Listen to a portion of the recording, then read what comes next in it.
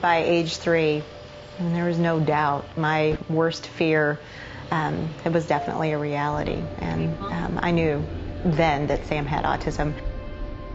There are no words for how that felt. I felt lost, I felt scared, I felt helpless. You wake up in the morning and you have no idea what that day is going to hold.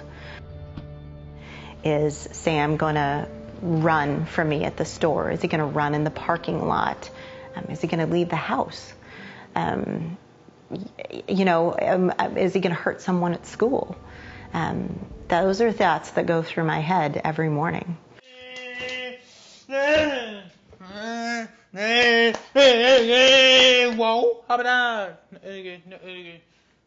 No phone, no socks until you stop. So Sam's aggression, I know it affects him, but it's taken a pretty big toll on the family.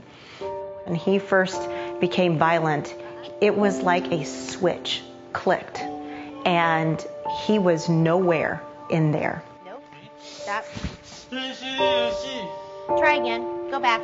I look at his sisters, and they were so close. You know, they were the best therapists, the best teachers, but, they're scared of him. I know that when they get frustrated, it's not at Sam. It's just the autism. If you have a child who is very aggressive, you may not be able to have pictures on your walls. You may not be able to go to the grocery store. You may not be able to take a walk because your child isn't safe in those environments. So when I see a child being aggressive to their parent, it tells me that that child is having a difficult time communicating what they need.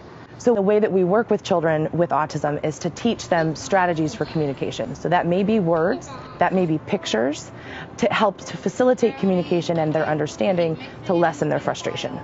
The Thompson Center has allowed me to understand the behavior. Hands. Down. Okay. Knowledge has been the one thing that makes autism look a lot less scary. Just being able to stop his aggression now is huge. And I have to say that if it weren't for the knowledge and the skills that I acquired from the Thompson Center, there's no way that we could even have him at home. I'm forever grateful. One of the things that's most difficult for me is finding access to therapies for these kids. But the Thompson Center is able to bring hope to those families. Our mission is to try to bring more hope to more families. And we've got to work together to be able to provide services for families who can't access it, because the struggle is very, very real. If you develop this expertise in being able to see a kid, there's not that many people out there who do it. So it's called scalability of care. How do we support the physicians, the psychologists, the parents out there in the rural areas without the bottleneck, which is seeing us? Then we also do it through spreading our models of care throughout the whole state. So there are several centers in the state of Missouri that do similar things. We're clearly looked at as the leader in that. In some ways, autism is a very kind of new field, so we're still trying to figure out like how do you diagnose these kids appropriately? How do you treat these kids given a particular type of autism they have? So we're doing a lot of research to find out what works and what doesn't work. You have these pockets of behavior and they're tough, and it does take an emotional toll on me, but despite everything he has to face, he remains a pretty happy kiddo. And inspires me to be a better person. Are you excited about our pizza? Yes. Yes? He's going to be an adult in 1.5 years. What happens to Sam when something happens to Ed or myself? That's a scary thought.